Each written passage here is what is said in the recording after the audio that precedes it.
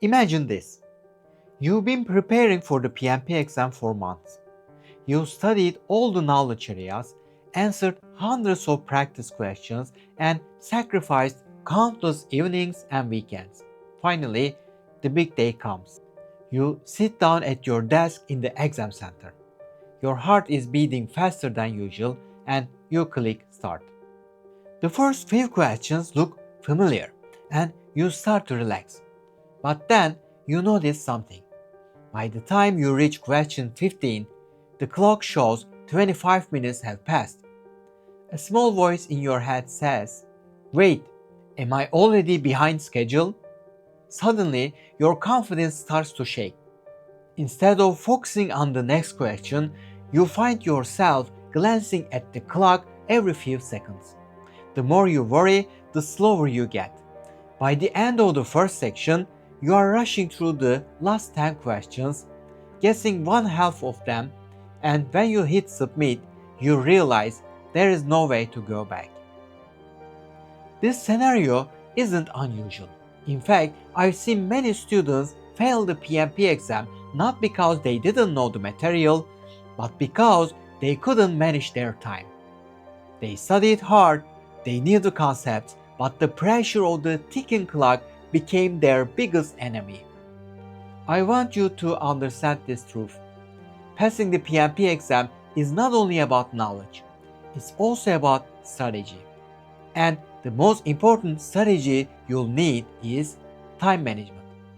After watching this video, you will learn the exact time management strategies you need to follow for success.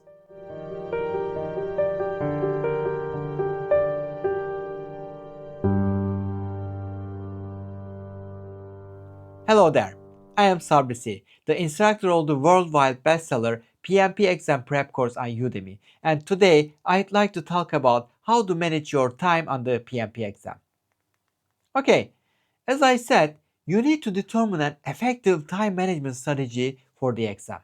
Actually, you should establish this strategy before exam day and apply it many times while solving practice exam questions.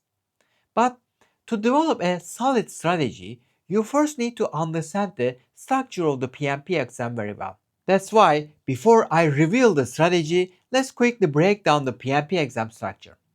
Once you see it, you'll understand why the next part is the key to passing. Okay, you will get 180 questions on the exam, and you will have 230 minutes to answer them. The exam is divided into 3 parts, each with 60 questions. Questions 1 to 60 make up the first part, questions 61 to 120 make up the second part, and questions 121 to 180 make up the third part. Between each part, you will have a 10-minute break. So after completing part 1, you will get your first 10-minute break, and after completing part 2, you will get your second 10-minute break. These breaks are not included in the 230 minutes. Therefore, including breaks, the total seat time will be 250 minutes. After finishing question 60, you will submit your answers for the first part. Once you hit the submit button, the 10-minute break starts and you will not be able to return to the first part. The same rule applies to the second part. When you click on submit, your second 10-minute break starts, and again, you cannot return to the previous sections. So, what does this mean? During the exam, you will see a box like this for each question. This is the Mark for Review box. When you click this button, you mark the question so you can review it before submitting that section. For example, let's say you reach question 20 and you are not sure whether to select option B or option D.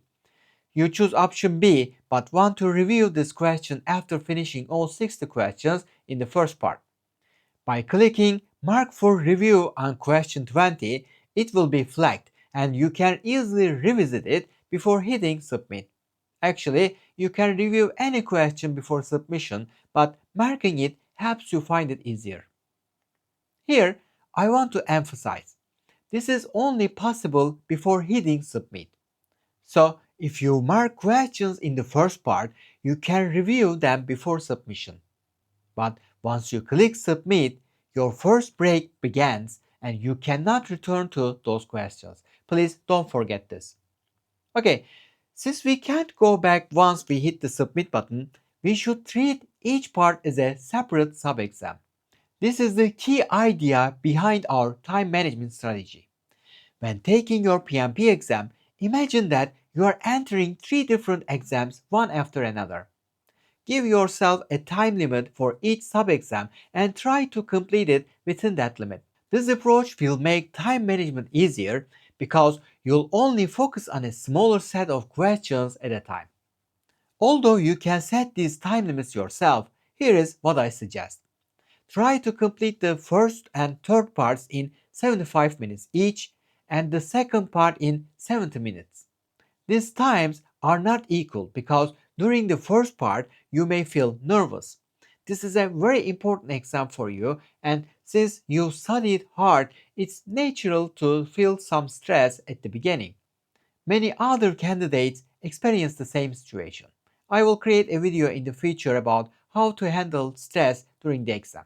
Just subscribe to this channel and click the bell icon so you don't miss it. So that's why we add 5 extra minutes to the first part, as stress may lower your efficiency at the start. When solving the last set of questions, your efficiency may also drop because of fatigue. Answering so many questions can make you really tired by the end of the exam. For this reason, we also add an extra 5 minutes to the third part. Now, if we add these times together, we get 220 minutes. But as I mentioned earlier, you will actually have 230 minutes to answer the 180 questions. So, why is this 10 minutes less than the total time available? Is it a mistake? No, it is not. You will use those 10 minutes as a buffer to make sure you don't fall behind. Here is how it works. Let's say you complete the first part in 80 minutes. That means you went over your planned time by 5 minutes. Since you have a 10-minute buffer, you can use 5 minutes of it to cover this overage. So no need to worry. Then let's say you finish the second part in 75 minutes. Again, you exceeded your planned time by 5 minutes. You can use the remaining 5 minutes of your buffer to cover it. At this point, since you no longer have any buffer left, you need to be careful and complete the third part as planned. As you can see, this buffer gives you flexibility and confidence in managing your time. Here is another suggestion. Reserve the last 10 minutes of each part to review your marked questions. During this time, go back and check the questions you flagged for review. Now, if we subtract the 10 minutes for reviews plus the extra 5 minutes added for stress and fatigue, we end up with 60 minutes per part. In other words, you should aim to solve 60 questions in 60 minutes. That's about 1 minute per question. I also recommend checking your progress every 10 questions. This will help you see whether you need to speed up to stay on track. Let's go through an example so you can understand this more clearly. Let's say you started your exam. After solving the 10th question, you notice that you spent 13 minutes. It looks like you are 3 minutes behind schedule, but that's okay. Remember, you have an extra 5 minutes allocated for the first part. So just keep going, but try to solve each question in about 1 minute. You then spend 12 minutes answering questions 11 through 20.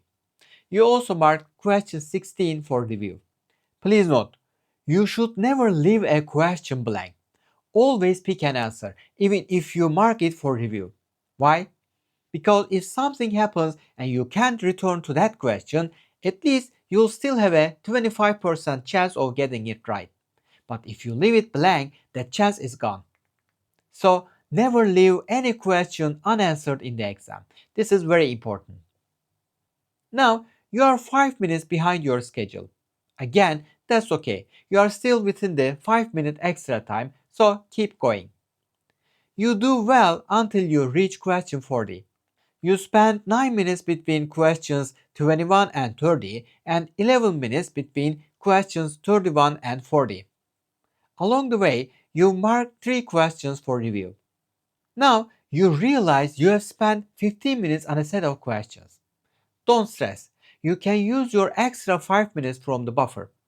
Just try to speed up a little and aim to finish the next 10 questions in 10 minutes. You managed to do well on the last 10 questions of the first part, solving them in 10 minutes. You also marked 2 more questions for review. Now, you have 10 minutes left to review the questions you marked. Go back to those questions and resolve them. Let's say you reviewed and solved all the marked questions in 8 minutes and you feel ready to submit the first part. You spent 78 minutes in total on this first section. That means you used 3 minutes from your 10-minute buffer. Now, hit the submit button to start your 10-minute break. Once you hit submit, you won't be able to return to any of the first 60 questions.